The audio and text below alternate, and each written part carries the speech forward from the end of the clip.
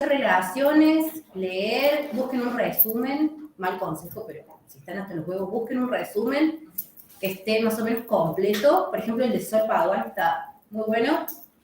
Y lean y hagan relaciones, traten de diferenciar las clínicas, que eso lo vamos a hacer ahora también, en este repaso. Y traten de hacer relaciones con los ejemplos que propone la cátedra, que están también en los textos y que creo han trabajado en algunas actividades. Más teórico. Más teóricos. Ok.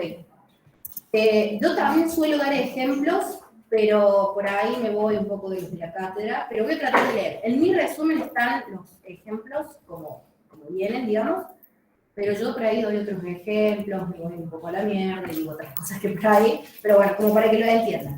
Así que arranquemos con el taller 4. Entran un par de textos del 3, si no me equivoco, no los voy a explicar, pero son todos de Pujol. Bueno, ¿qué les puedo decir sobre eso? Sé que son los textos que no entraron en el primer parcial. Son 3 textos, si no me equivoco. 2 de Pujol. Uno de Pujol, que es el de creatividad y trabajo, y el factor humano. Bueno, para entender esos 2 textos, tienen que ver las clínicas, que vamos a ver ahora. Y ahí van a entender los otros textos, porque Pujol es como que retoma lo que dicen estos autores. Y dentro de estos autores también retoman lo que dice el otro autor y así todo repetitivo. Así que, súper repetitivo. Sí. Bueno, vamos a arrancar con Claude. Yo hice mal en el Power, me confundí. ¿Puedo pasar? Por acá. Okay. Me confundí. Bueno, esto es lo que entra, díganme si me equivoqué. Son los textos de Claude, 2 textos. Marta Santos, el ejemplo de Wagner, Pujol y Sarabia, son los profes de la cátedra. Y de trabajadores textiles de Pujol y Alasta, Constanza Alasta, que debe ser el profe de ustedes, también es otro ejemplo para ejemplificar todo. Sí, no sé si entra algo más para no confundir. Es esto, ¿cierto? Voy a empezar por Marta Santos, pero me equivoqué y en realidad tenemos que empezar por Claude y después volver a Marta Santos, porque ella retoma las ideas de Claude. Trabajo y sentido del trabajo. ¿Qué significa esto? ¿Qué quiere decir Claude con su corriente? La corriente es clínica y la actividad. ¿Qué quiere decir por el sentido del trabajo? Es darle un sentido a la actividad de trabajar, a la actividad o a la tarea de trabajar. Esos conceptos ya los vamos a delimitar bien. Tienen que retomar ergonomía. Traten de relacionarlo con ergonomía también. Un consejo que les doy. Con el texto de ergonomía. Y lo que Claude quiere hacer es hacer la diferencia con Dejurs. Dejurs agarra y dice, bueno, desde la psicopatología vamos a definir el trabajo. O sea, el trabajo es patológico. Después se da cuenta que no, bueno, qué sé yo, pero lo que Claude dice que no solo es patológico, sino que la persona debe darle, o sea, el trabajador, el operario, debe darle un sentido a su actividad de trabajar. Y si no le da sentido, eso lo llevaría a la patología, digamos. Esa es la diferencia. No sé si el sufrimiento, puede ser. El sufrimiento, más que nada. O sea, primero ver el sufrimiento que lleva a la patología, pero no se va a enfocar en la patología, sino en el sufrimiento, digamos. No es lo mismo que patología. Bueno. Claude dice sobre la actividad, y les voy a leer cómo viene. Una lucha entre varias acciones posibles o imposibles, aunque rivales de cualquier modo, que llevan a un conflicto real que la actividad realizada nunca resuelve por completo. ¿Qué significa esta lucha de las actividades? El concepto de Claude que dice es una lucha entre actividades imposibles o posibles. Retomando, el concepto de tarea prescripta y de lo que realmente se hace, que es la actividad. Eso, dice Claude, es un conflicto que se hace en el operario y en el trabajo que hace, o sea, en el objeto que manipula, un conflicto. La actividad, que después es lo que efectivamente el trabajador hace, puede generar que se resuelva o no el conflicto, pero nunca se resuelve por completo. Tipo Lacan, siempre nos falta algo. No soy lacaniana, por las dudas. Y lo que Claude también dice mucho es la relación con los otros en el trabajo. Una cosa que vamos a retomar un montón de veces. La relación con los otros va a ser constitutiva de la actividad.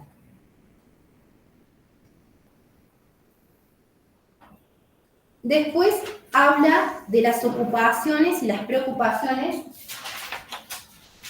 Lo decía yo, la relación con los otros, con la actividad, y las preocupaciones y las ocupaciones. Bueno, bien.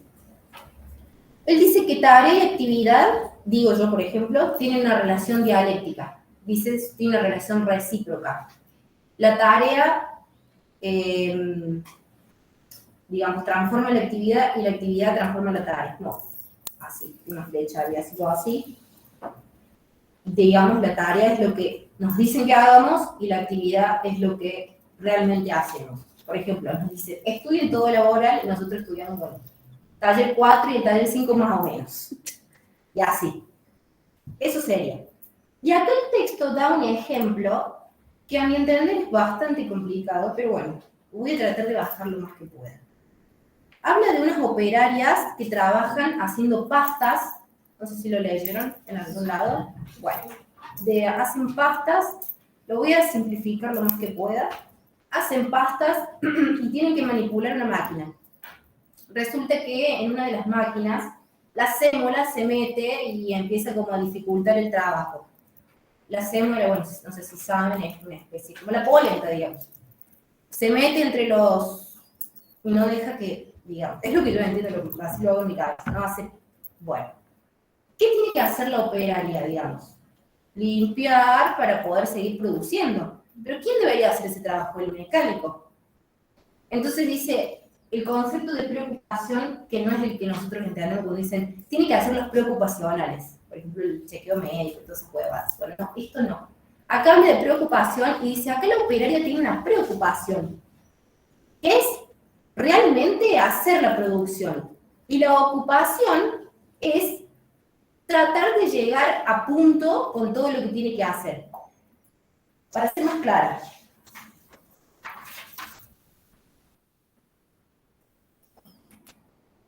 La preocupación es su objetivo, digamos, sacar adelante la producción. En este ejemplo, la preocupación es sacar adelante su producción, al costo que sea.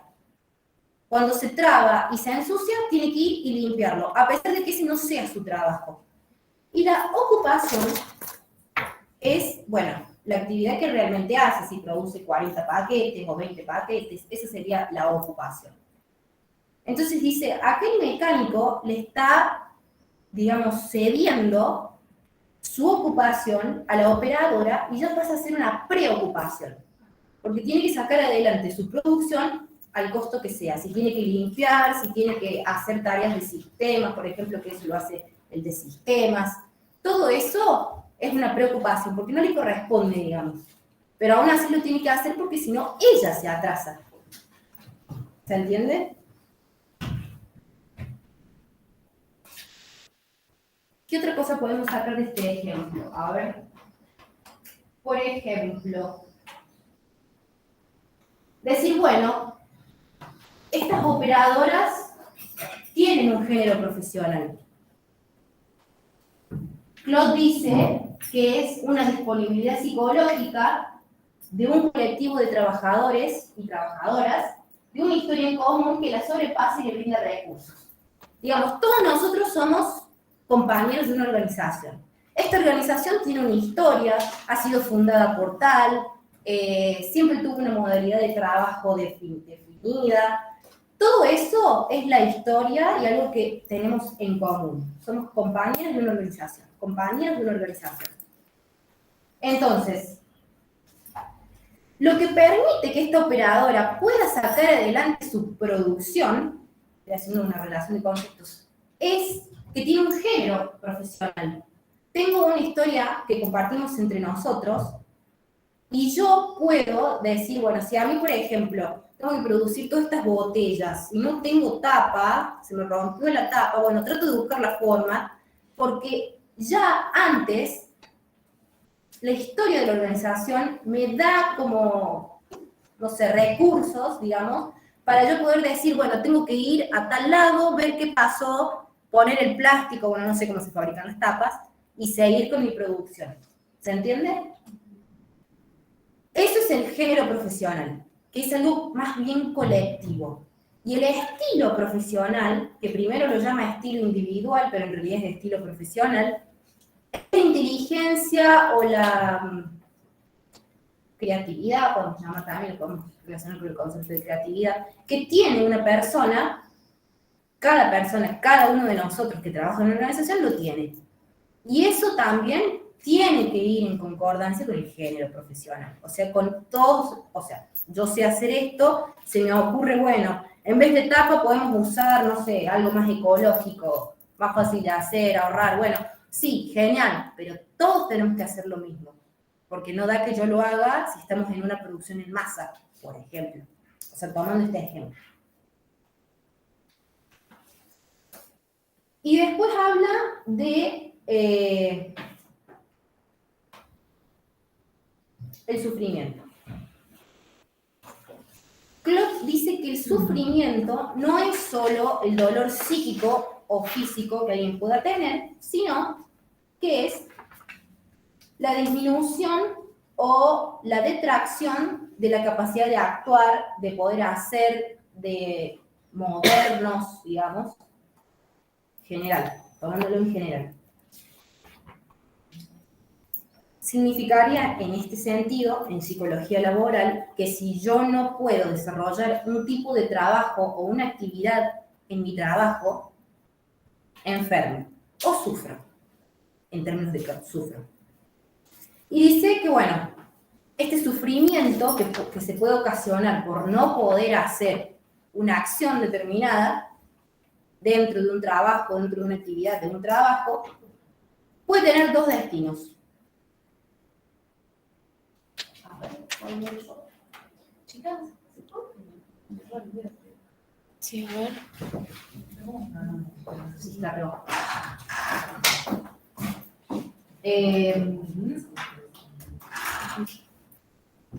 Bueno, puede tener dos destinos. Lo puse, pero bueno, igual. Como les decía recién, puede ser que las operadoras digan, bueno, sí, voy a utilizar lo que sé de mi género profesional y lo que sé de mi estilo profesional y saco adelante la producción, o no disponen de esos recursos de género y estilo y hay sufrimiento y, bueno, termina en psicopatología, no es lo que Klotz habla, pero digamos. Ese sería el texto de Klotz de trabajo y sentido del trabajo. O sea, lo que enfoca este texto es, sí. Perdón, ¿cuáles eran los dos destinos? El destino es contar con el género, digamos, viste que explicaba recién el género profesional, el estilo profesional. Frente al sufrimiento y los destinos que tenemos de... Claro, por ejemplo, viste como el ejemplo de las operadoras. Por ejemplo, la chica dice, bueno, no sé, se ensució y no pudo seguir. Cuento con género profesional y estilo profesional, lo limpio, sigo. O no saber qué hacer, no contar con género, no contar con estilo, sufrimiento, patología. Exactamente, sí, eso. La finalidad de este texto es como medio introductoria, entender el sentido del trabajo, digamos. Para mí... ¿Qué pasó? ¿La siguiente? No, para. Estamos en... Esta es la 4. Y yo estaba... Ahí, genial. Esto, para mí, son los tópicos más importantes del texto. El concepto de actividad de Klotz, la relación con nosotros, que después lo vamos a seguir viendo, se repite 20 veces. La dialéctica entre actividad y tarea, para mí la palabra que mejor se puede usar es dialéctica, pero usen el término recíproco porque están así, digamos, escrito. Lo de preocupaciones y ocupaciones, tomando el ejemplo de las operadoras, el sentido del trabajo y el estilo profesional y el género profesional. Y lo anterior, que era la actividad, la relación con nosotros, bueno, lo mismo, vamos a ir un poquito más amplio. Ahora sí, vamos al texto de Marta Santos, que ahí hace un análisis ya bien psicológico del trabajo.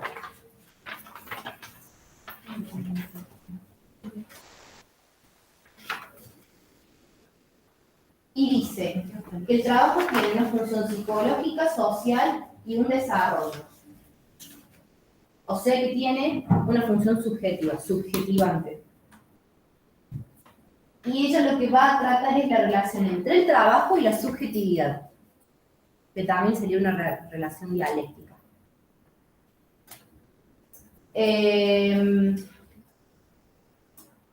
Toma el marco metodológico del trabajo desarrollado por Claude, por eso les decía que es lo mismo que Claude. También va a hablar de género, profesional, de estilo, también va a hablar. De abajo. Muy bien. Y para mí estos son los tópicos más importantes del texto de Marta Santos, porque hay muchas cosas que se repiten, porque toma Claude, obviamente. Entonces, lo más importante es, el género profesional necesita de un estilo personal, al que llama estilo profesional, lo que decíamos recién, y la autoconfrontación cruzada como método. Lo vamos a ver medio porque después en el otro texto de Claude se ve otra vez y así. Bueno. La autoconfrontación cruzada es un método que se utiliza para darle sentido al trabajo, para que el propio operario le dé un sentido a su trabajo. Cuando uno pide una intervención, digamos, una empresa u organización pide una intervención a un psicólogo laboral, digamos, puede ser esta o uno de los métodos. ¿Qué es la autoconfrontación cruzada? Se crea una situación, digamos, la voy a explicar básicamente, después vamos a profundizar en otro texto. Poner a dos trabajadores, uno habla de su actividad, uno habla de la actividad del otro y el otro habla de lo así, digamos. Es como vos hablas de lo que hace ella y ella habla de lo que haces vos, digamos. Esa es la autoconfrontación cruzada, lo que dice Marta Santos. Después lo vamos a ver mejor. ¿Y qué es lo que se busca hacer con eso? O sea, ustedes lo hacen mientras por ejemplo, ella es la psicóloga laboral, mientras ella está interviniendo, o sea, ella está ahí. ¿Y qué hace? O sea, ¿cuál es el objetivo? Que se busque reflexionar sobre la actividad, digamos. Ese es el objetivo, reflexionar sobre la actividad. Lo ponen en palabras, otra cosa que llamamos más adelante. Ponen en palabras su actividad, la describen, dicen, emiten opiniones, emiten juicios, emiten descripciones. Todo eso va a hacer que la persona, o sea, lo que busca el psicólogo es que esa persona de algún modo reflexione. O sea, tiene una perspectiva reflexiva ese método.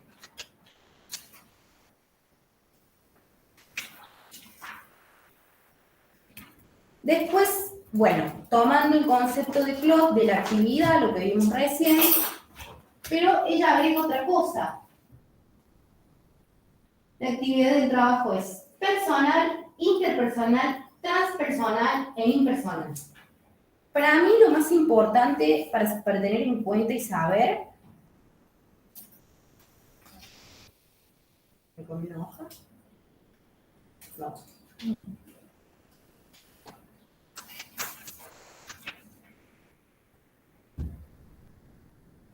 Bien. Es personal porque yo ejerzo algo sobre un objeto, con mi estilo, con mi inteligencia, bla, bla, bla. Es interpersonal porque todos somos un colectivo y todos trabajamos cooperando y trabajando en conjunto. Es transpersonal porque yo hago un objeto que es para el exterior, para otras organizaciones, para otra persona, para otro ente, lo que sea. Pero a mí lo que me importa que sepan es el impersonal, porque ahí es medio confuso. ¿Qué significa que sea impersonal? Cuando alguien dice que una cosa tiene un carácter impersonal, es que no tiene un individuo concreto, digamos. Esa es la definición por diccionario. No hay un individuo concreto. Tiene un carácter impersonal, no hay personas, digamos. Pero ¿por qué dice que no hay personas si se supone que sí? Porque la tarea en sí es la impersonal. Es la actividad es impersonal. La mera actividad es impersonal. A eso le llama impersonal. Por eso dice que la actividad es impersonal. Perdón si están repetitivas. Porque, a pesar de que sí hay una persona que la ejecute, la tarea en sí, sola, también, la actividad en sí sola, lo que se tiene que hacer, también es conceptualizada de esa manera. Por eso dice que es impersonal. No sé si me explico, quiero decir, la mera actividad sola.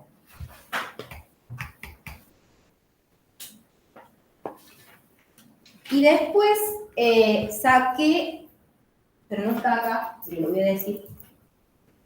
Como les dije antes, lo que Marta Santos hace es decir, bueno, el trabajo y la subjetividad están en una relación dialéctica, ambos se transforman, ambos tienen una relación recíproca. ¿Qué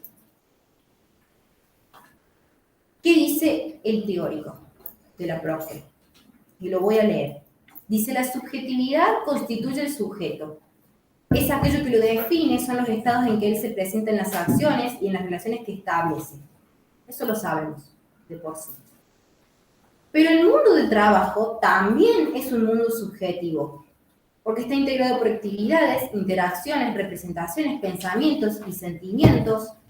Hay algo social, un componente social, hay normas. Por eso es subjetivo, digamos, el trabajo, porque todo eso que acabo de decir, lo sienten las personas, lo sienten los operarios que están realizando las actividades, digamos. Y cada uno le va a poner su estilo, y eso es subjetivo, pura subjetividad.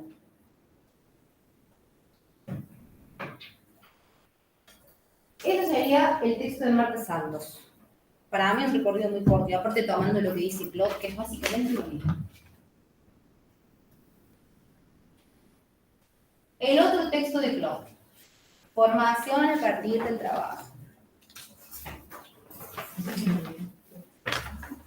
¿Cómo? Sí, no, pero no se preocupen porque yo lo corté bastante. Porque hay cosas que repite y no da.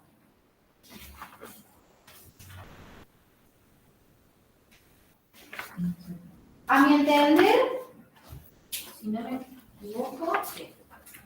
Para mí esos son los puntos más importantes del texto. Si uno entiende a lo que apunta la clínica de la actividad, de que utiliza Claude, que es parecida a la sociología, ya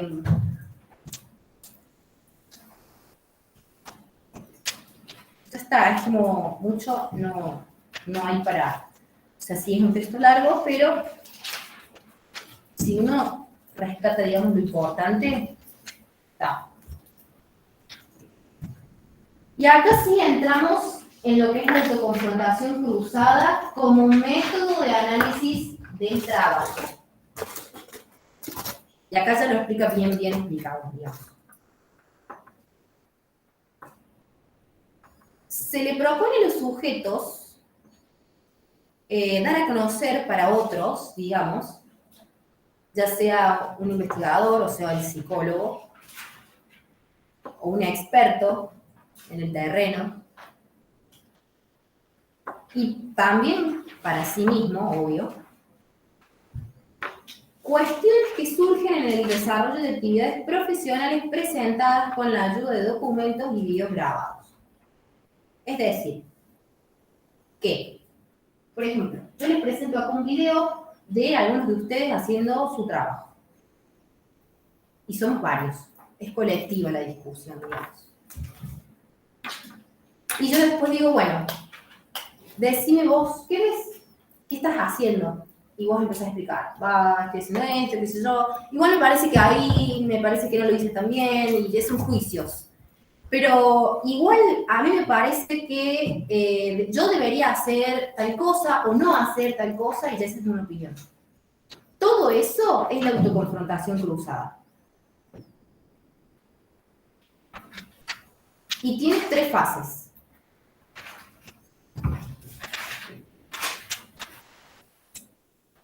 Primero, esto es trabajo del investigador, digamos. Si son varios expertos, tener una concepción compartida de qué es lo que voy a mostrar en las grabaciones, para que vean los sujetos. Después, producir esos documentos, que está la autoconfrontación simple, que es sujeto, investigador, imágenes. Estamos nosotros 3, por ejemplo, vos, yo y el video, nada más. Y vos ahí me decís bla, bla, bla, bla, todo lo que decía antes. Y la autoconfrontación cruzada, que es la que se debería hacer, que es, yo muestro un video, pero en vez de a ella, a vos te digo, ¿qué está haciendo? Y ahí va, juicios, opiniones, qué sé yo. Todo subjetividad, todo subjetividad. Y la tercera fase es como una filtración que hace el experto o el psicólogo laboral de todo lo que pasó, reescribe, digamos, qué escuchó, qué vio, gestos, bueno, nuestro trabajo, en fin.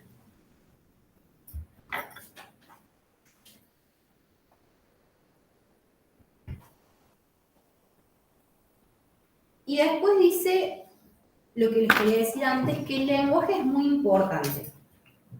Lo que se verbaliza es importante. Y es un instrumento de acción, dice Clark. Entonces dice, a propósito de esto, la entrevista de explicitación. Porque dice, bueno, si lo verbal es tan importante, lo que dice es tan importante, ¿por qué no hacemos una entrevista? Y ya.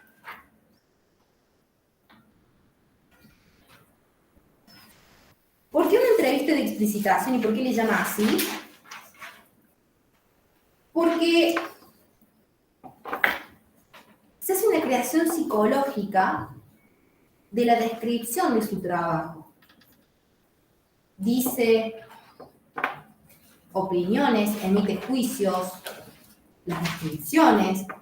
Cada palabra que dice en la descripción tiene un significado. ¿Qué palabra utiliza? ¿Cómo lo dice? Todo eso es una entrevista de explicitación. Todas las descripciones, todo lo que dice es una creación psicológica que hace el sujeto de su propia actividad de trabajo.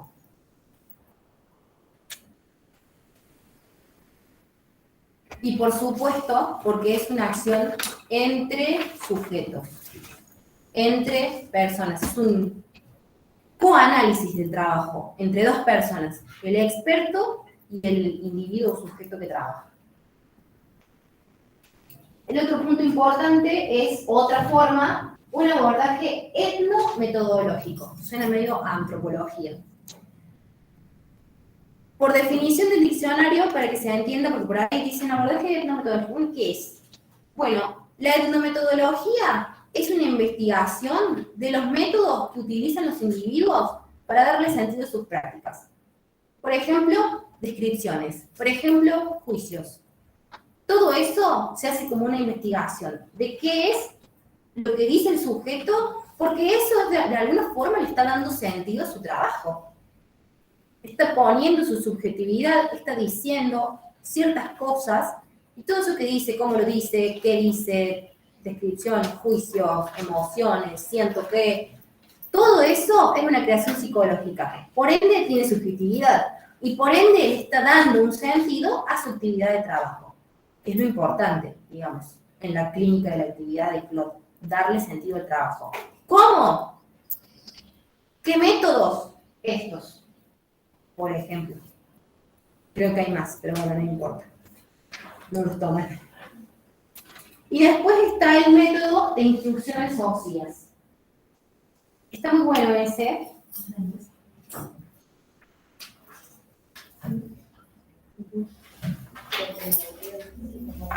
El método de instrucciones óseas es, yo digo, bueno, se supone que yo no voy a dar más clase y te voy a decir a vos que lo hagas. Entonces, si vos me tenés que reemplazar, ¿cómo yo te preparo, digamos, para que lo hagas?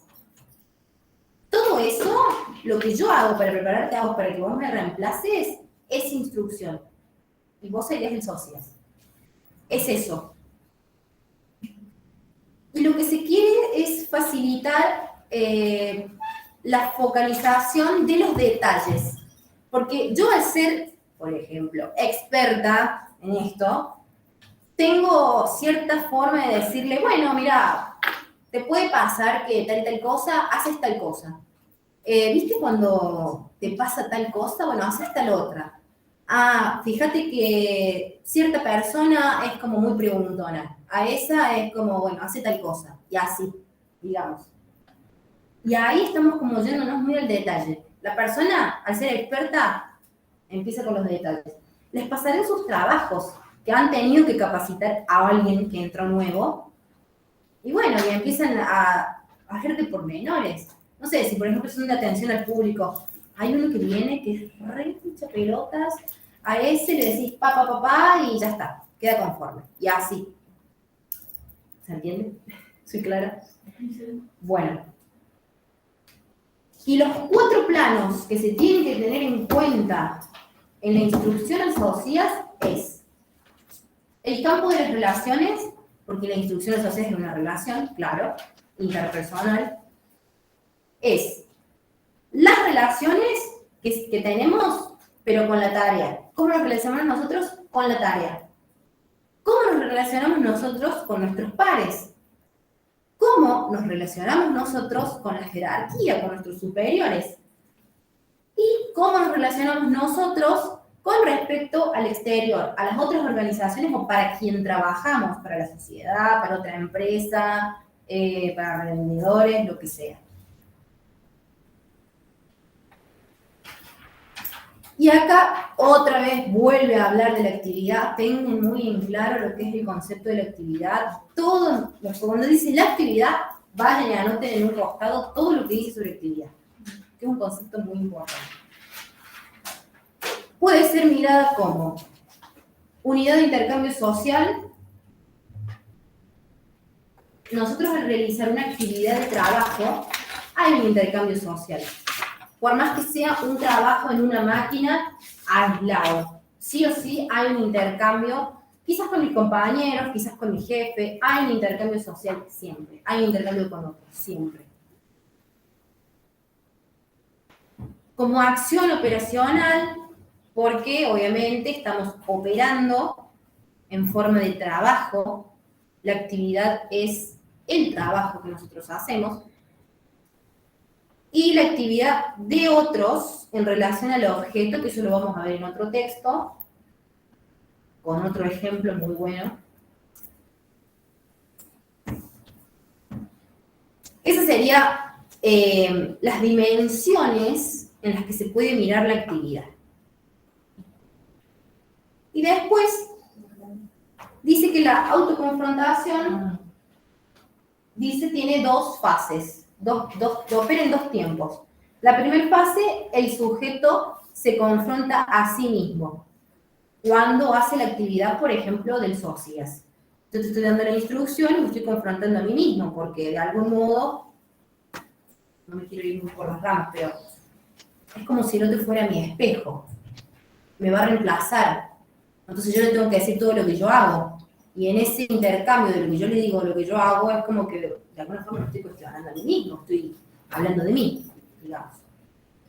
Y en la segunda fase se confronta con las huellas que quedan materializadas de este intercambio. Es decir, lo que el otro hace después de darle todas mis instrucciones, también va a tener un impacto en mí, porque va a ser producto de todas las instrucciones que yo le di.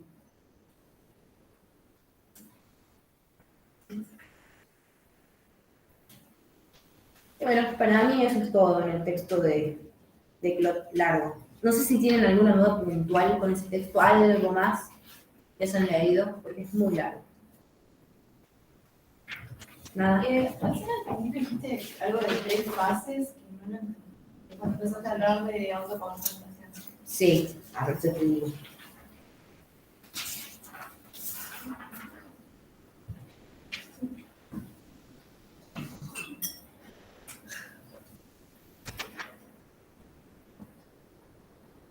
Es lo que te dije de 3 fases de concepción compartida y todo eso. Sí. ¿No quedó claro? Ah, bueno, eso es lo que hace el experto que va a poner el método autoconcepción. O sea, yo voy a venir con ustedes y voy a poner el método, pero tengo que pasar por 3 fases, digamos. Son las 3 fases del experto. Y las que dije recién son las fases del operario, digamos, del trabajador.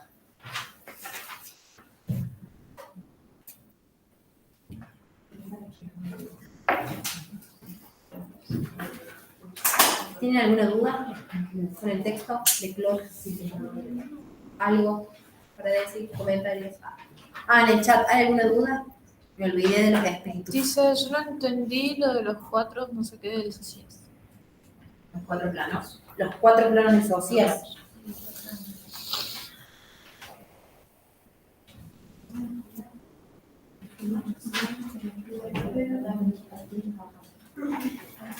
Los 4 planos son los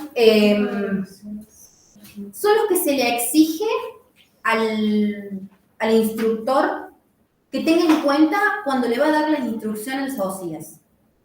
Tiene que ser el campo de las relaciones, siempre, porque, o sea, cuando yo estoy instruyendo a un socias, a alguien que va a reemplazarme, es una relación interpersonal, lo que les decía recién.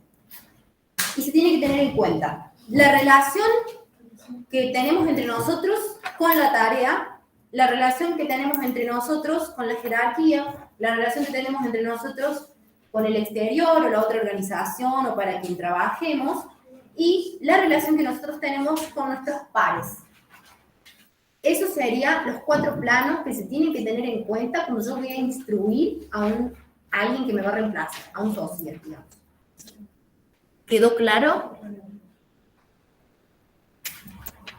¿Rocío? Ok. Y después el texto de... Vale, ¿me equivoco? Sí. Lo único que puse en este texto... Sí.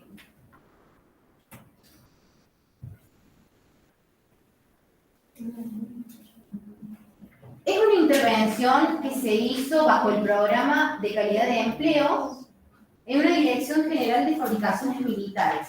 Fue una empresa estatal creada en la década del 40 y en la década del 90. Bueno, como ya saben, la cátedra es bastante anti-neoliberal. Dice que con el neoliberalismo, liberalismo de los 90, o sea, en el gobierno de Menem, para ser más precisos, se desmanteló la empresa, se despidieron muchas personas y para decirlo como piensa la cátedra, es que culpa del neoliberalismo esta empresa desapareció.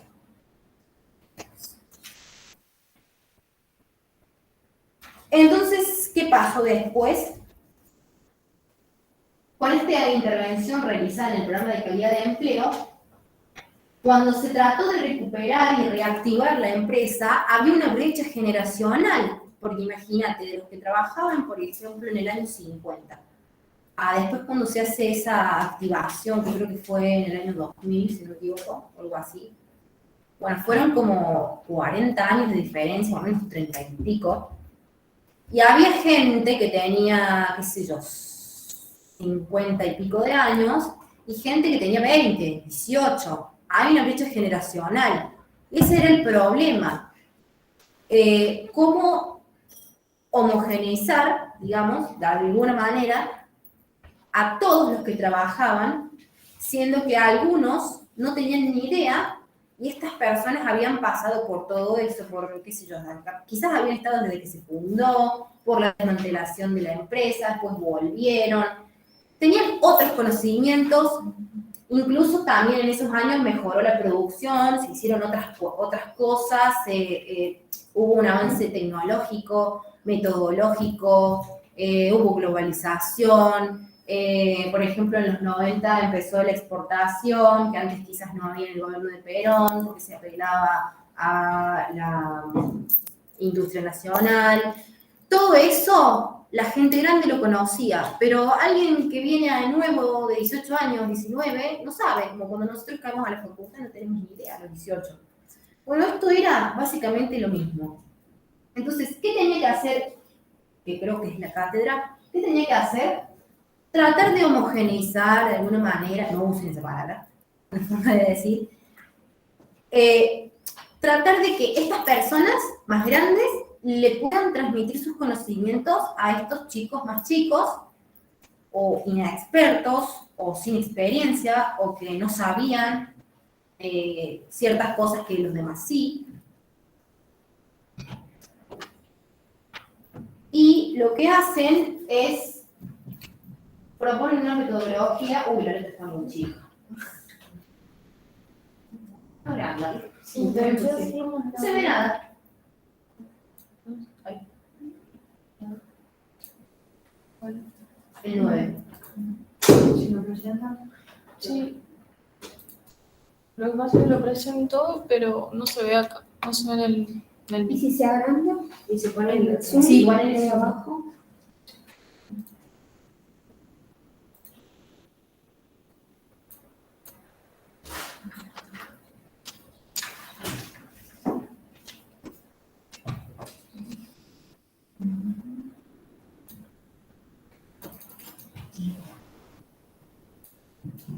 Bueno, Ahí se ve. Sí, perfecto. Primero se hace un diagnóstico, como en todo. ¿Qué pasa acá? Hay una brecha generacional, hay gente que sabe más, gente inexperta. ¿Qué tenemos que hacer? Pues capacitarlos. En fin. Entonces, ¿cuál era el pedido de ayuda? ¿Cuál era la demanda de la empresa? ¿Qué podemos hacer con esta brecha generacional? ¿Qué hacemos?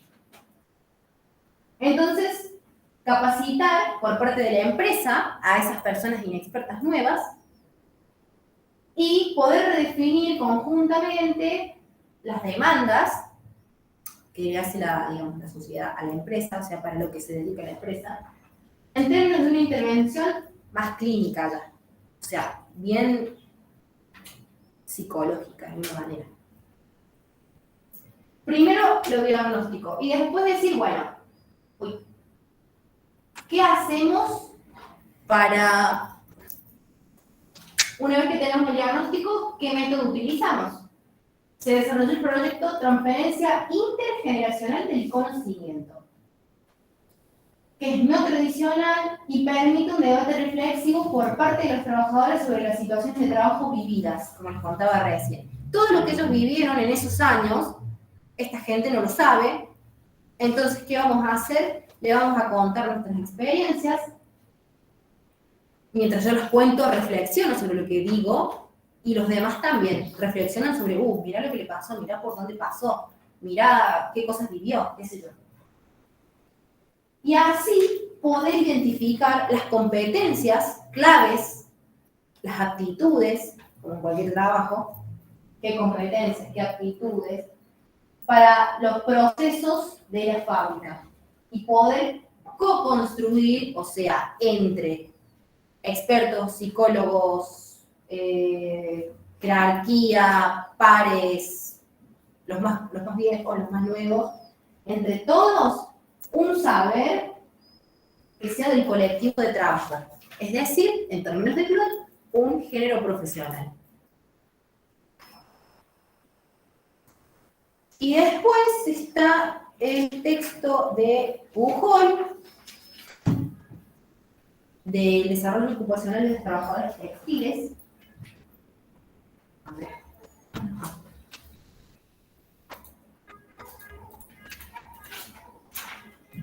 No, hacen falta. Ahora no en dos toquemos. Ahí está, genial.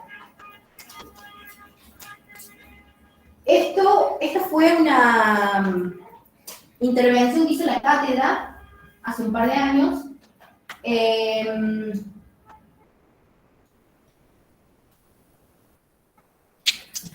Digamos, fueron a unas, díganme si me equivoco porque lo leí hace bastante y no me acuerdo, pero recuerdo que era unos trabajadores textiles de tipo artesanal, de una producción pequeña, y lo que querían hacer, digamos, por medio de la cátedra, ¿cuál era el problema?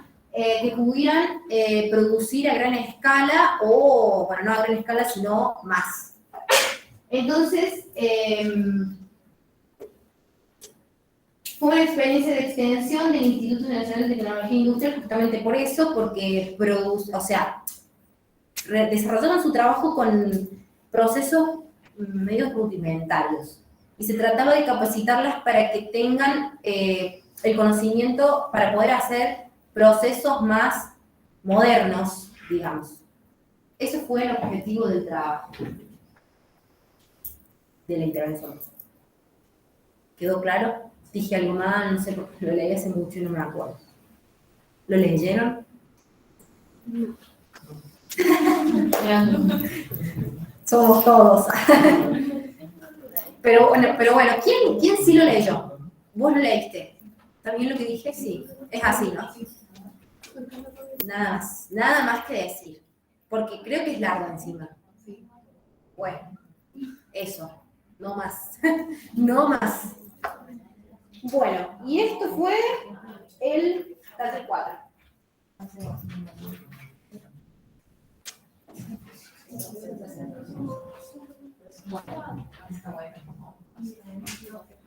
¿Quedó alguna duda? ¿Cuáles eran las fases del experto? Lo que acabo de decir era que de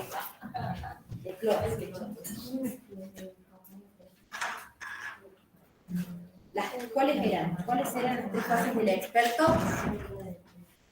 Esther, ¿me escuchás? Te lo digo para vos. Sí, hace como 10 minutos que me lo pregunto.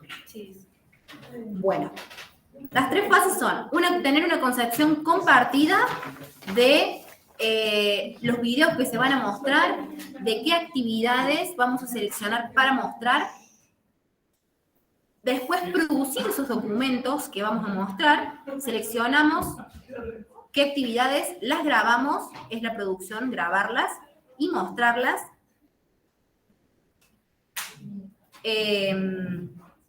En donde tenemos una autoconfrontación simple con un solo sujeto, un experto y una grabación o un video, y la autoconfrontación que es usada, que sería la mejor, digamos, la óptima, 2 sujetos, un investigador y un video o una grabación. Y la tercera fase, que se llama vuelta frente al medio asociado, no dije el nombre, perdón, que es una especie de filtración que hace el experto, digamos, una conclusión sobre todo lo que observó, escuchó, como lo que hacen los psicólogos o lo que siempre Freud dice que hay que hacer en terapia, escuchar todo lo que dice el paciente y después anotar. Eso sería. ¿Quedó claro, Esther?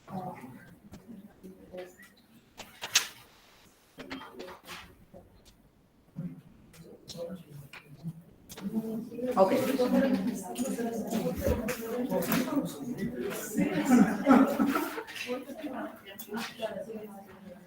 ¿Alguna duda? Ahora sí, ¿alguna duda en general? Nada, quedó clarísimo. ¿Les sirve para estudiar?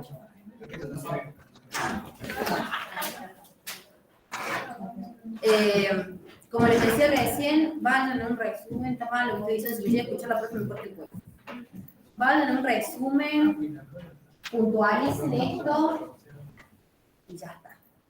Porque como es a desarrollar, por eso digo esto, como es a desarrollar, es importante que se entienda lo que estamos leyendo. Cuando hay múltiple opción, lo digo porque también soy compañera de ustedes. Hay que estudiar de memoria, de todo, leer todo, porque no sabes qué carajo te puede preguntar como un psicópata. Pero acá no, es a desarrollar y hacer, saber ejemplificar. Cuando uno sabe ejemplificar es porque entendió. Cuando ustedes digan, ¿qué ejemplo puedo dar? Tal cosa, vos decís, listo, lo entendí. Nada más. Y por lo que tengo entendido, toman bastantes ejemplos.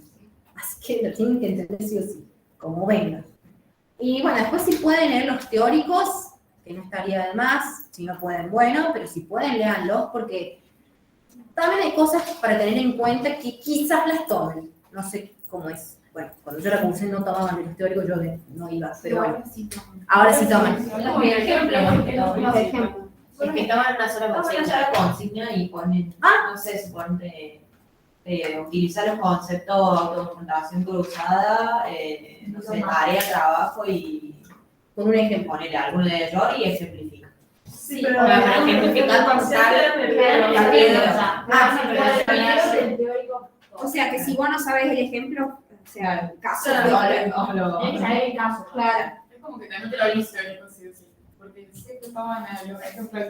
Es como que no hacen causar el caso de las operadoras para relacionar tales conceptos. Claro. Ajá, mira, no sabías que tomaban así. No me había fijado. Bueno. No, sí. No, sí, bueno, mientras no lo vea la profe está todo bien. Digo, bueno, la verdad que me quedé estupefacta, pero bueno. Me parece feo, pero bueno, qué sé yo. Que te diga el caso de los operadores, un tipo, ¿qué? Por lo menos poneme el caso. Claro. Bueno, en fin. Opiniones mías que aquí no importa. Acá está el papá. Acá, bien. No. Lo pusiste acá. Vamos, abrí el que dice 5. Vamos con el taller 5. Si no quedaron dudas, acá tampoco en el Meet quedó alguna duda.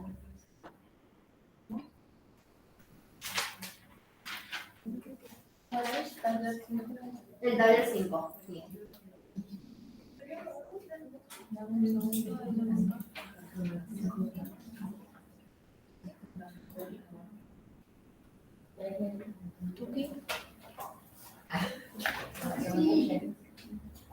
Bueno,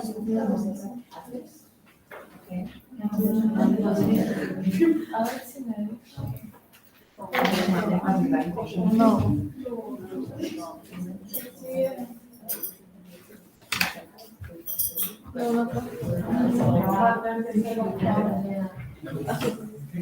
¿por qué ahí no cambia? No. Así sí, pero si lo cambio. Bueno, sigamos.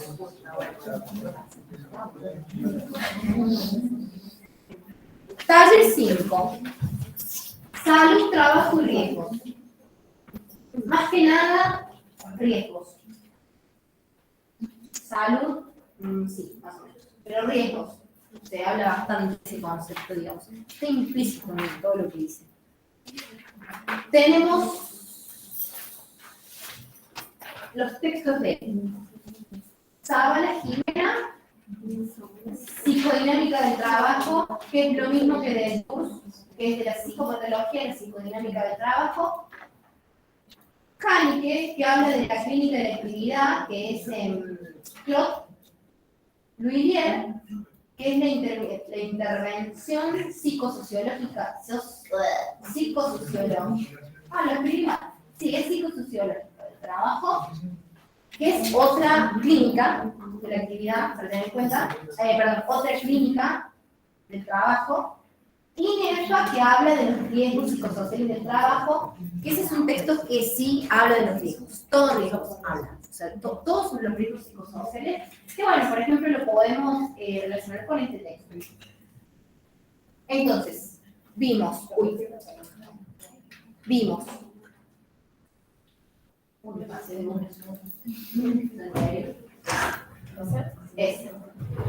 Tenemos hasta ahora las clínicas del trabajo, la psicodinámica del trabajo de Deleuze, que ahora la vamos a ver, la ergología y la ergonomía, sí. Una duda, ¿las clínicas, o sea, son diferentes? O sea, son varias clínicas o es una clínica y dentro de esa clínica se trabaja con no entiendo bien lo de las clínicas. No, las clínicas del trabajo son todas distintas. Ok. O sea, son diferentes formas de abordar el trabajo.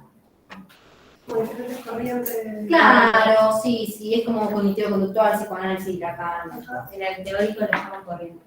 Ok. Le dicen como corriente. Bueno, si le dicen corriente, te pongo en corriente. Hay muchos en el que la ergología no entra como clínica, sino que atraviesa todos. Y nos dieron psicodinámica del trabajo en vez de ergología. O sea, nos dieron 4, pero que la ergología no era una clínica. Está bien. Yo creo que sí. Está bien, o sea, es lógico porque vieron que Claude tomaba los aportes de la ergonomía y la ergología para desarrollar su clínica, así que sí, es lógico eso. Así que, pero no les van a decir, chicos, díganme las clínicas del trabajo. No les van a decir eso. Pero como para tener en cuenta, sí, está la psicodinámica del trabajo de Deleuze, que toma bastante aportes del psicoanálisis, la ergología y la ergonomía, que se lo vieron en el primer parcial, pero por favor relaciónenlo con todo esto que estamos viendo. Yo igualmente traje el PowerPoint de ergonomía y ergología, si quieren lo explico, si está tiempo, obvio. La clínica de la actividad de Claude, que es como tirando lo social, no va como ahí, entre medio, y la psicosociología del trabajo de Wheeler, que es bien sociológica. Ahora sí. El primer texto, vamos de nuevo, hice la misma que antes. Primero de Jules y después hablamos de Jimena. Ahora.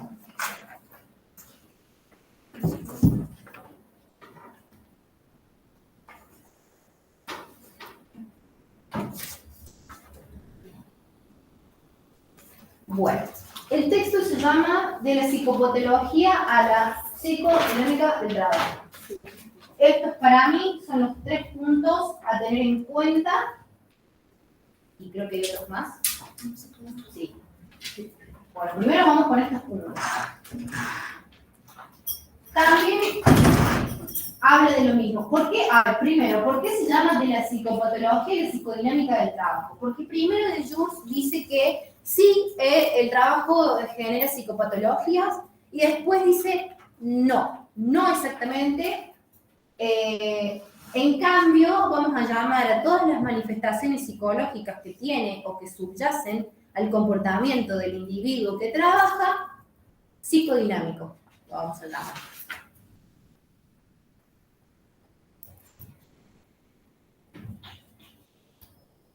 Porque, o sea, ¿cómo llega a eso? Porque el conflicto central o el descubrimiento esencial es la organización del trabajo y el funcionamiento psíquico.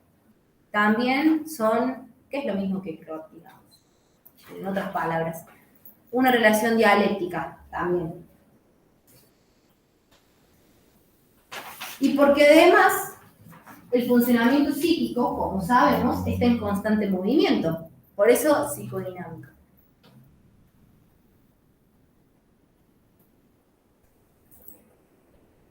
Define Deleuze el trabajo como la actividad desplegada por hombres y mujeres para enfrentar lo que no está dado por la organización prescripta del trabajo. Está re bueno lo que dice porque básicamente dice que el trabajo es actividad, en términos de la ergonomía. Es lo que la persona efectivamente hace, por más que tenga una tarea prescripta. Es lo que efectivamente hace. O sea, lo que no está prescrito es justamente lo que hace. Todo lo que no está prescrito es lo que hace. A mí me dicen, vos tenés que fabricar botellitas de agua. yo fabrico botellitas de agua, pero quizás le pongo un color verde, quizás en las cosas le pongo una frase motivacional. Todo eso es lo que efectivamente yo hago, fuera de la tarea prescrita. Para Deleuze, ese es trabajo. La actividad en sí, digamos, en términos de una. Y tiene varios puntos la definición, porque dice, el trabajo no puede reducirse a las relaciones sociales solamente, ni a la relación asalariada, ni a la relación de poder, la jerarquía.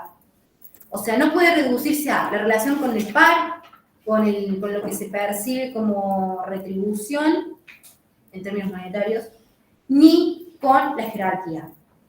Sino que el trabajo es humano, porque a pesar de que sí es llevado a cabo por una máquina, yo soy quien manipula la máquina, yo soy quien la hace andar, no es un robot que anda solo, por más que sí que anda. Entonces, ¿por qué el trabajo es humano? Porque justamente se convoca ahí donde el orden tecnológico y maquinal es insuficiente. ¿Por qué dice eso? Y yo, por ejemplo, lo resalté en mi resumen, me parece muy importante. Porque opone maquinal y humano, sí, entiendo, está bien. ¿Pero por qué lo opone? Bien, ¿por qué lo opone? Porque nosotros, como personas, como humanos, tenemos una psiquis, una subjetividad, y vamos a transformar esa máquina en algo más. Vamos a hacer algo más de lo que tengo que hacer. Como les decía recién, tengo que hacer botellitas de agua. Bueno, pero quizás yo le cambio el color, o qué sé yo, las hago rosas para las mujeres, azules para los hombres, qué sé yo, boludeces. Las más chicas para bebés, con cierta cosa para los bebés, qué sé yo. Todo eso es humano, es psiquis, es subjetividad. Eso la máquina no lo tiene. Volvámonos a epistemología y todo eso.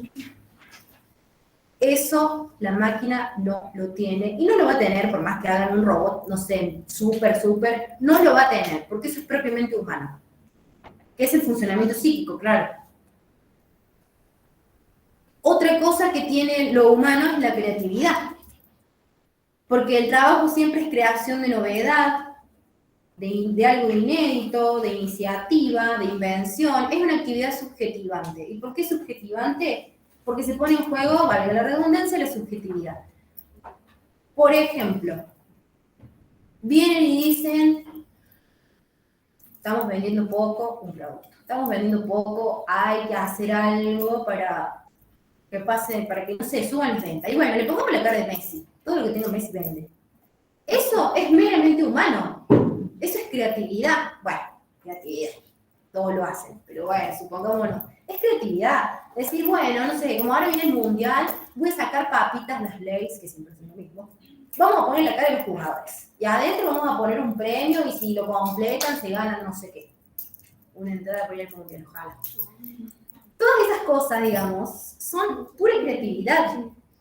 Marketing, digamos. Eso lo hace el humano, no lo hace la máquina. No hay una máquina que diga, bueno, a ver, cargo datos y que me tire una nueva novedad, una nueva forma de vender. No, eso sale de nuestra mente, sale de nuestra creación. Eso también es humano, es una característica del trabajo humano. La otra es coordinación.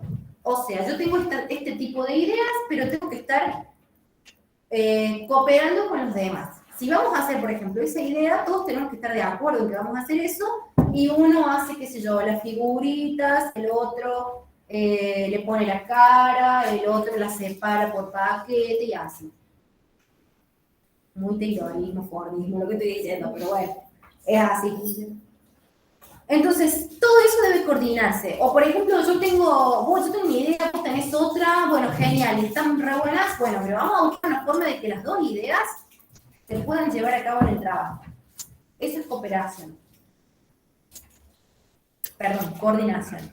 Y cooperación es que esto coordinado, estas ideas están coordinadas, de alguna manera, las dos están buenas, las dos las ponemos. Bien, entonces todos cooperemos en pos de que esas ideas puedan tener éxito, digamos. Y para que haya cooperación tiene que haber confianza. que no es la confianza psicoafectiva, sino la confianza en que hay normas, hay acuerdos, hay estipulaciones prescriptas de antes y todos vamos a seguir eso, digamos, de alguna manera. Vamos a seguirlo. Entonces hay confianza de que, listo, yo a vos te paso esto y vos le tenés que poner esto que dice Vicencio, bueno, yo te lo paso y yo sé que vos lo vas a hacer. Y yo sé que después le van a poner la tapa y qué sé yo. Esa es la confianza. No es la confianza psicoafectiva de sí, confío en vos, te cuento un secreto. No, eso no. La confianza en el trabajo, saber que el otro va a seguir las reglas igual que yo.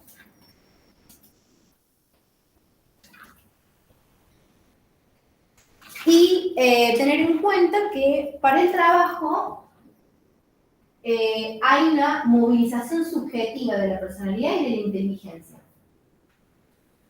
que pasa necesariamente por una mediatización, la relación con lo real constituida por el campo. Ya les voy a explicar qué es esto, que ya lo deben saber, pero habla mucho de movilización psíquica, porque como es psicodinámico, el concepto, la clínica, digamos, la corriente, habla mucho de movilidad psíquica. Y Deleuze toma ¿cómo es? El triángulo de la identidad de otro autor que habla de ego, otro y real, pero Deleuze lo modifica y hace actividad, sujeto, otros. ¿Cómo sería esto?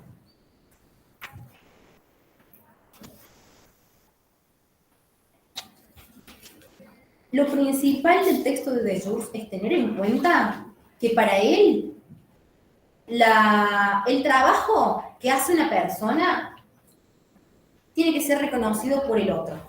Si no está eso, el sujeto enferma, el sujeto sufre, no se puede llevar a cabo la producción. Esa es la concepción más importante del texto, a mi entender. Entonces, dice por ejemplo, hay dos tipos de reconocimiento, dos tipos de retribución, que es la constatación, una, que es el reconocimiento de la contribución del sujeto en el trabajo. Reconocimiento de los pares, del exterior, digamos del exterior, de las otras organizaciones, de la jerarquía, por supuesto, siempre. Y la gratitud, es decir,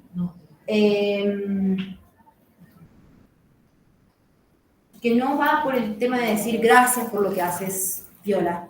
No. Es decir,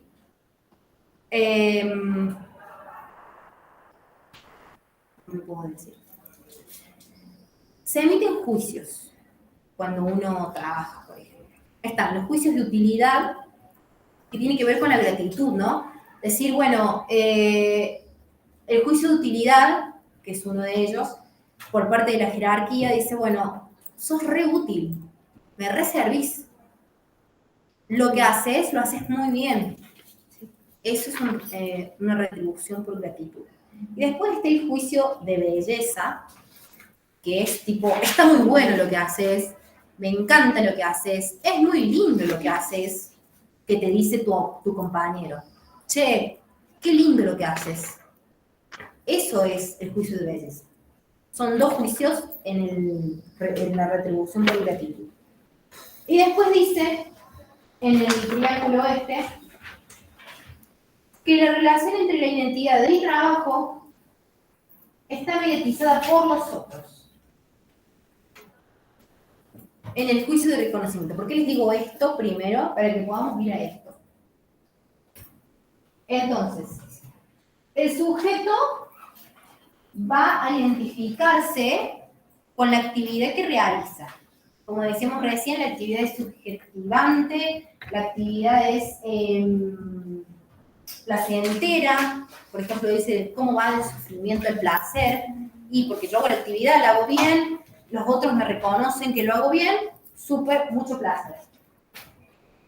Pero, sí, genial, pero tiene que estar mediatizada por los otros. Por eso está en este costado. Porque si el otro no me dice que está bueno lo que yo hago, no va a haber placer, va a haber sufrimiento.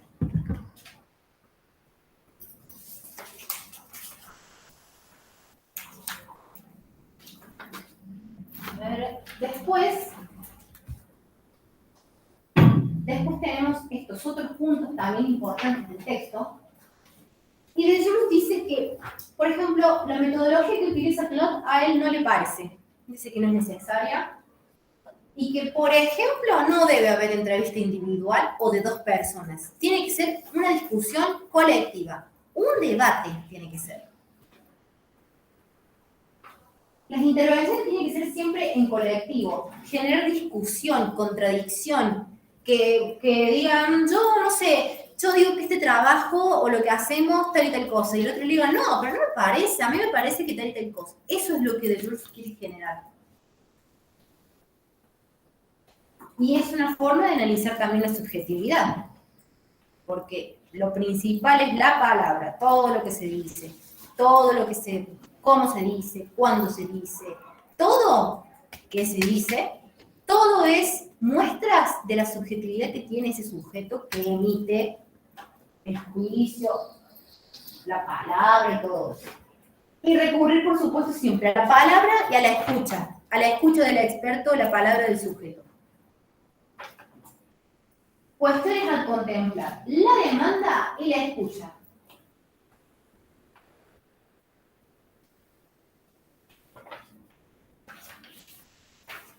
La demanda.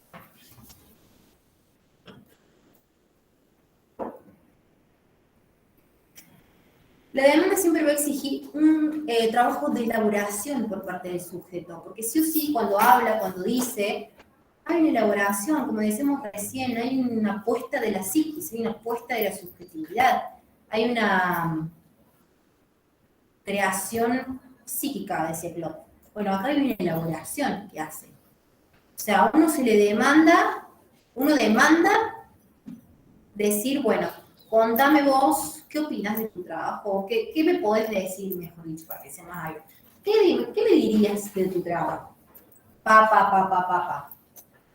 La demanda es, ¿qué me dirías? El otro dice, y elabora lo que dice.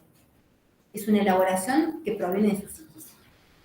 Y la escucha por parte de los expertos, por parte de nosotros sería, siempre tiene que ser poder escuchar al otro, saber lo repetí como mil veces, saber qué dice, cómo lo dice, quién lo dice, en qué contexto lo dice, todo, hasta los gestos que hace cuando lo dice, si lo dice como aburrido, si lo dice como enojado, si qué sé yo.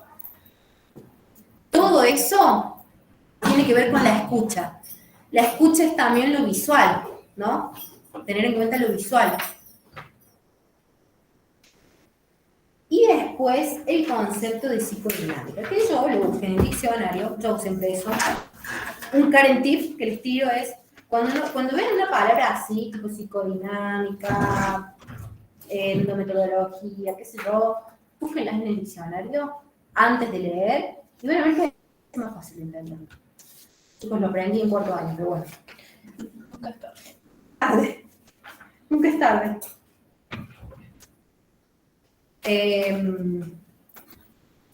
Lo anoté primero. En el texto de...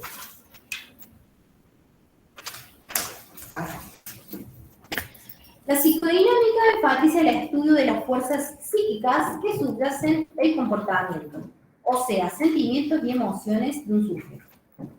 Básicamente lo que dice Deleuze. Deleuze dice que es el estudio de los movimientos psicoafectivos generados por la evolución de conflictos subjetivos e intrasubjetivos. O sea, los movimientos psicoafectivos generados en el desarrollo de la actividad del trabajo. Y después,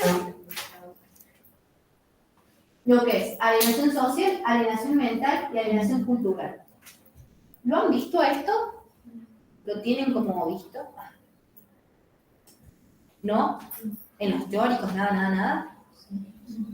Sí, ¿no? Los que han leído, bueno, los que han leído algo, ¿lo vieron? Bueno, ténganlo en cuenta porque es importante. Pero como para entender, no porque se vuelve a ser imposible dibujar eso. Va, ahora como es escrito, sí. ¿Qué es la alienación social, la alienación mental y la alienación cultural? En el triángulo de la identidad. Me olvidé de hacer algo que yo lo hice acá. Por ejemplo, lo voy a hacer. Si el sujeto está cortado en lo real, es remitido a la soledad, o sea, lo real sería la tarea prescrita. El ego sería el sujeto. Y el otro, bueno, el otro. Si el sujeto está cortado con lo real, es decir, hace la tarea prescrita, pero no involucra nada, no involucra subjetividad, sentimientos, está cortado, hay una alienación mental, o sea, una patología. Pero bueno, yo no lo dije así. Lo que yo hice fue una flecha de acá para acá, digamos. El sujeto está cortado con lo real. Después tenemos la alienación social, que es cuando el sujeto tiene una buena relación con lo real, con la tarea, genial, buenísimo, pero no hay un otro que lo reconozca. Eso también va a generar patología. Va a haber una alienación de tipo social, pero es patológico. Es lo que dice de George. Si no hay un reconocimiento por parte de la otra, una retribución, no se va a producir la persona, por más que tenga buena producción, haga todo, qué sé yo, si no hay un reconocimiento del otro, no hay nada. La flecha que yo hice fue de acá para acá, cortada. Y acá dice alienación cultural. ¿Por qué? Porque dice que sí, el sujeto hace que los otros reconozcan su trabajo, pero ese reconocimiento lo sube el poli, por ejemplo. ¿Lo qué? Lo sube el poli, o sea, le infla el ego. O sea, por ejemplo, porque dice acá, lo voy a leer, dice, cuando el sujeto hace que los otros reconozcan sus actos, pero este reconocimiento se juega tanto de una parte como del otro del mundo psíquico, ha perdido sus vínculos con lo real. Ha perdido sus vínculos con lo real, ¿qué significa? O sea, con la tarea. Que los otros lo alaban tanto, que ya no se preocupa tanto entonces por hacer la tarea. Porque ya, bueno, ya está, ya saben lo que soy, ya saben lo que esperar de mí, entonces, ¿para qué me voy a esforzar tanto si muchos profes son así, acá en el campo? Bueno, no me quiero meter en política. Ahí tenemos una alienación cultural. Justamente por eso es cultural. Porque los otros me alaban tanto, me retribuyen tanto, que ya de alguna manera dejó de producir como producía, lo que generó que me alaben de esa manera. Y ya me vuelvo de alguna manera molesto con la actividad con la tarea que realizo.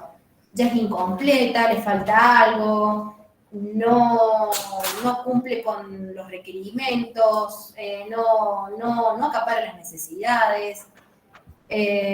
Como los cantantes también, qué sé yo, empezaron cantando re lindo y ahora súper tuneados, autotuneados, perdón. Eso es alienación cultural. Y la flechita que yo hice es de acá para acá, cortado, pero de acá para acá no está cortado. Este tiene dos. ¿Qué sé yo? Flechas que yo hice para entender. Si me sirve. Ese sería el texto de Deleuze.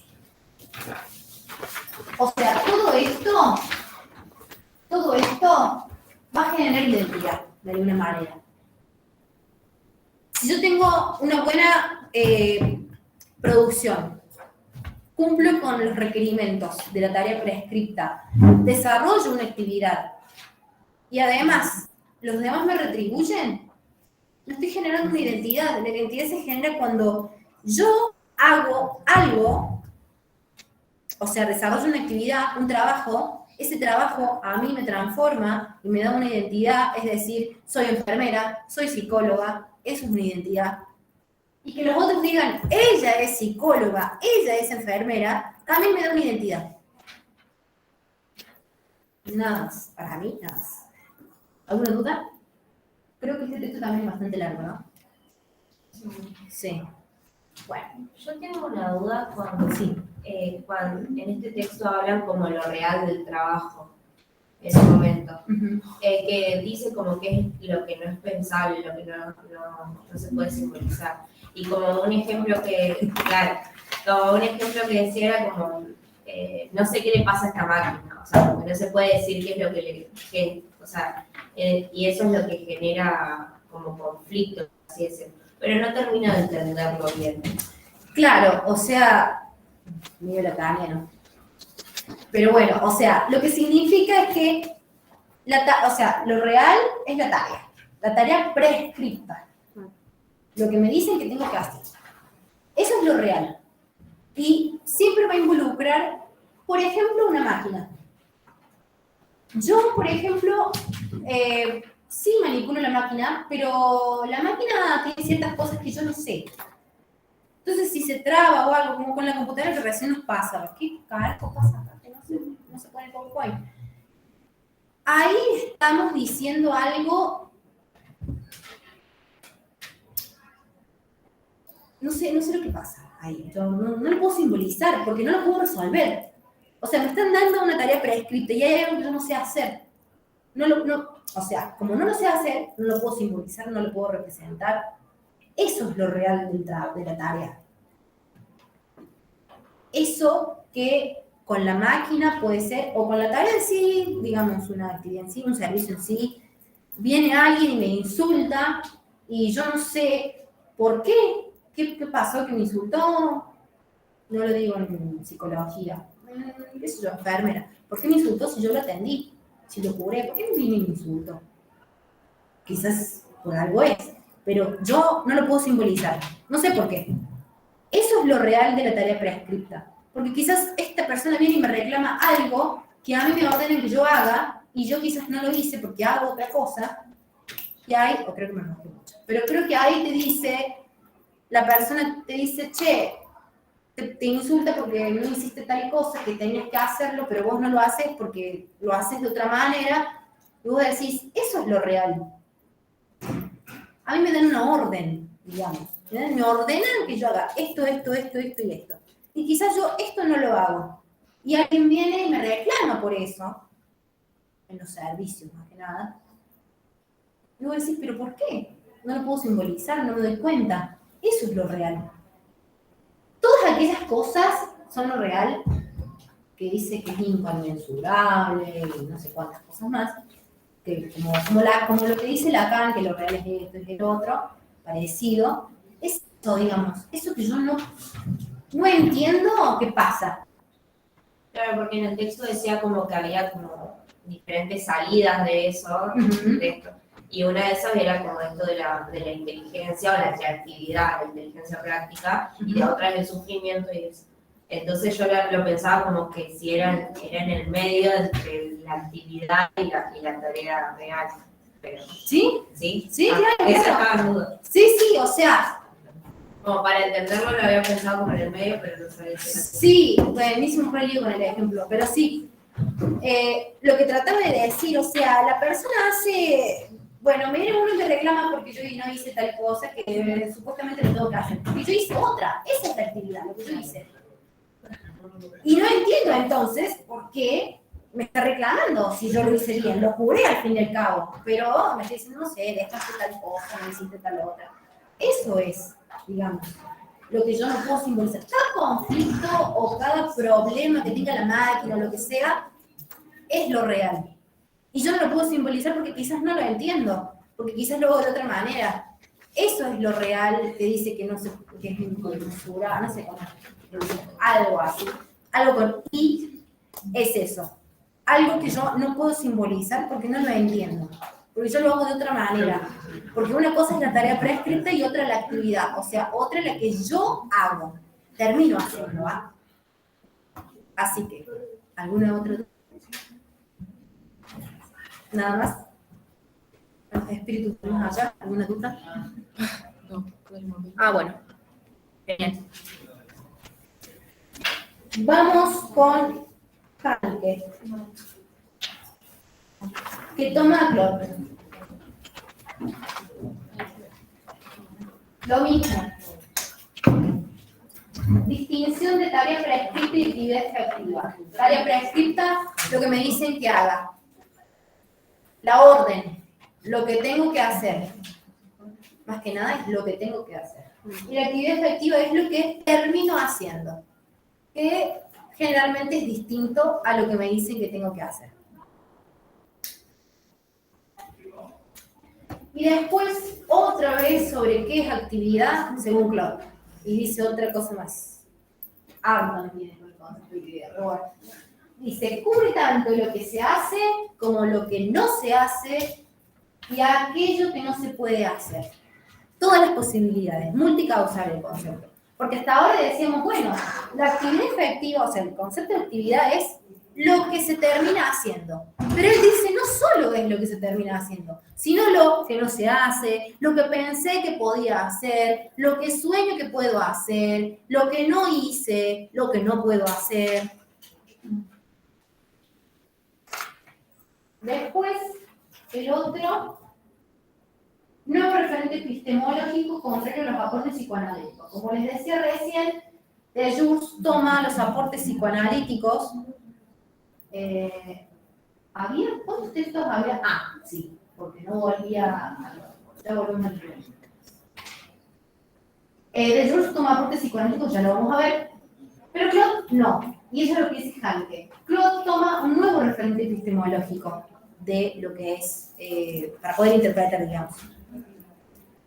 Y que dice que para él el individuo existe, sí, solo sí, existe en el individuo la capacidad de darse cuenta que depende de sus actividades sociales para ser él y para tener un lugar en los demás.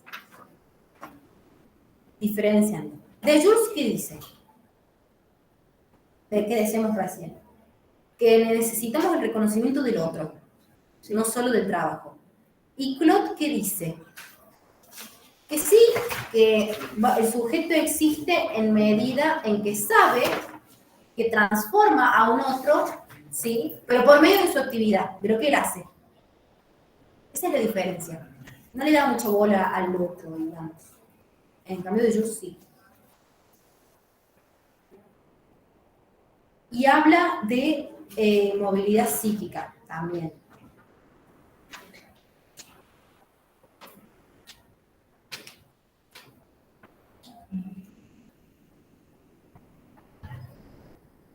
Y el nuevo referente epistemológico es, hablar de género, hablar de estilo profesional.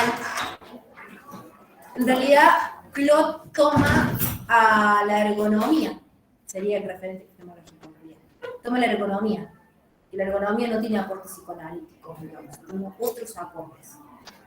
Lo toma y lo modifica. Contrario al psicoanálisis. Y después, ¿qué es la subjetividad para la clínica de la actividad?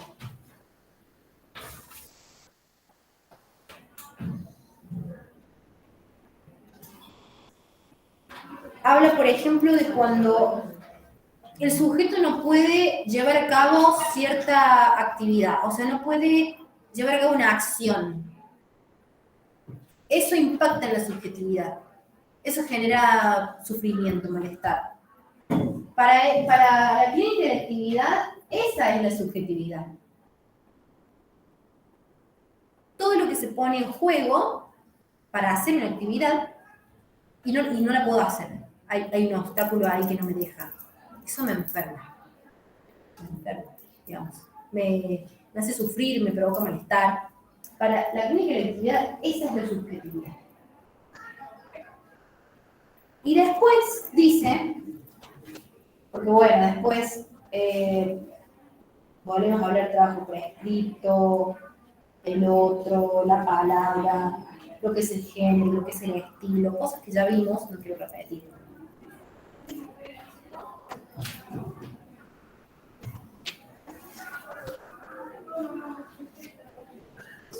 Vuelve a decir lo mismo.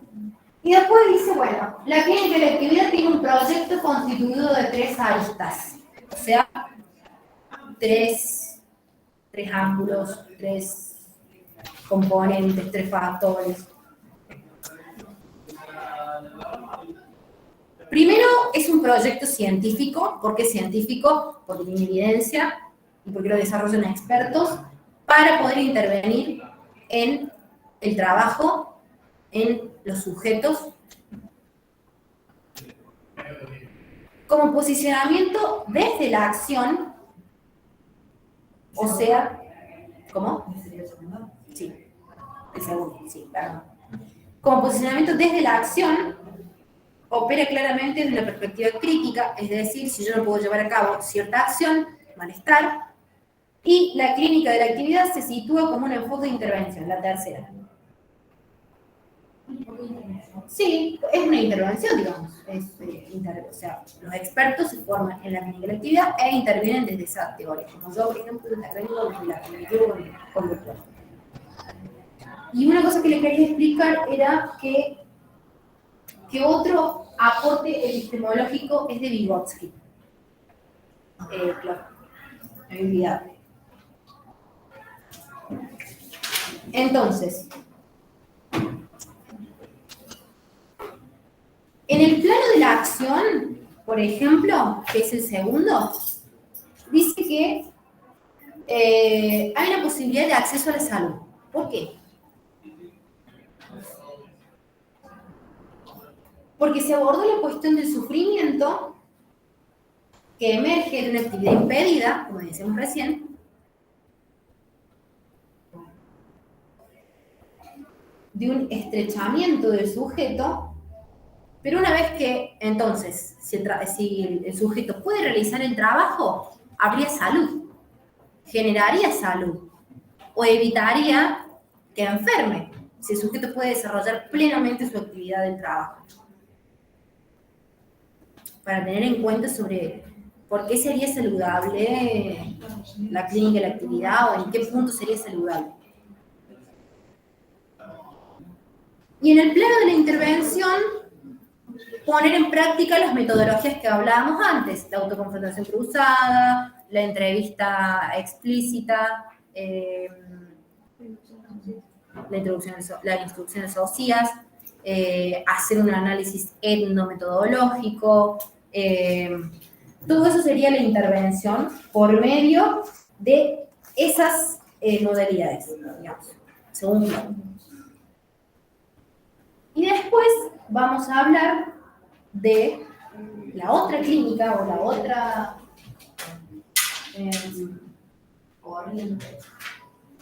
que es la intervención en psicosociología del trabajo.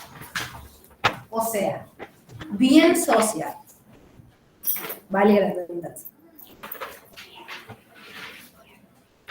Dice que el sujeto refiere a un sujeto social que se construye a la vez en relación con nosotros y con lo real. Sería parecido de Jus, pero en algo va a cambiar, ya empecé. O sea, antes decían, sí, es un sujeto social, pero eso no nos importa. Ahora dice, sí, primero que nada, el operario, el trabajador, es un sujeto social. Porque, como sabemos, está en contacto con sus pares, con la jerarquía, con los otros exteriores, digamos, a quien yo le hago trabajo, a otras organizaciones, digamos, y en relación con lo real, que es la tarea. Está en relación con la tarea. Y es una relación dinámica, porque a mí me dicen, me dan una tarea prescripta, pero yo termino haciendo una actividad, o sea, termino efectivamente haciendo otra cosa. O haciendo eso y un poco más, o haciendo eso y un poco menos. Y nunca reducir el trabajo a solamente el trabajo asalariado. Eso es distintas modalidades de trabajo que hay, por ejemplo, hoy. Bueno, que había, por ejemplo, los bomberos, Pero bueno, hoy hay otros tipos de trabajo, por ejemplo, los trabajos informales, también. Tener bien en cuenta el contexto donde se desarrolla la actividad y el trabajo. Y lo que va a distinguirlo de todas las otras clínicas es que la psicosociología se va a enfocar en el lazo social. ¿Qué lazo social? En el lazo social que va a establecer con el contexto. Muy importante el contexto. Con su mundo, digamos.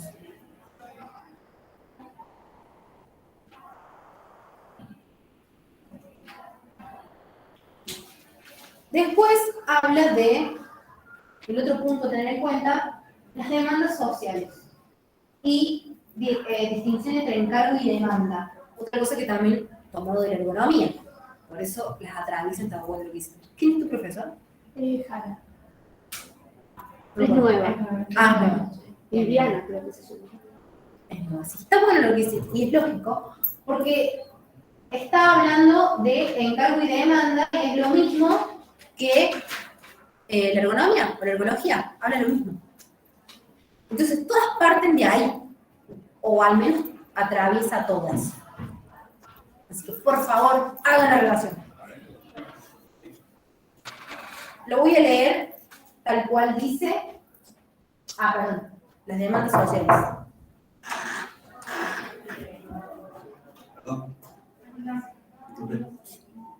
Necesitamos el habla. Ok. Tenemos ahora una defensa de un tifo.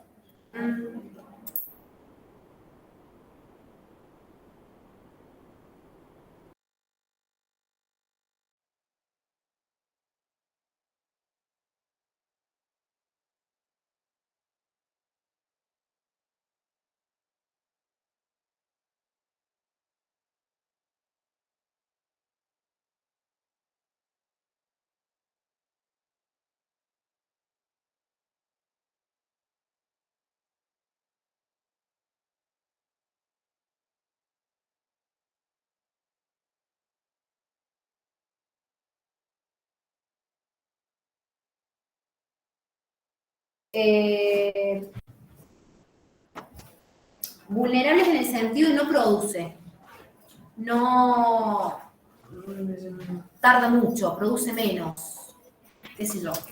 Ahí se llama a un experto para que intervenga.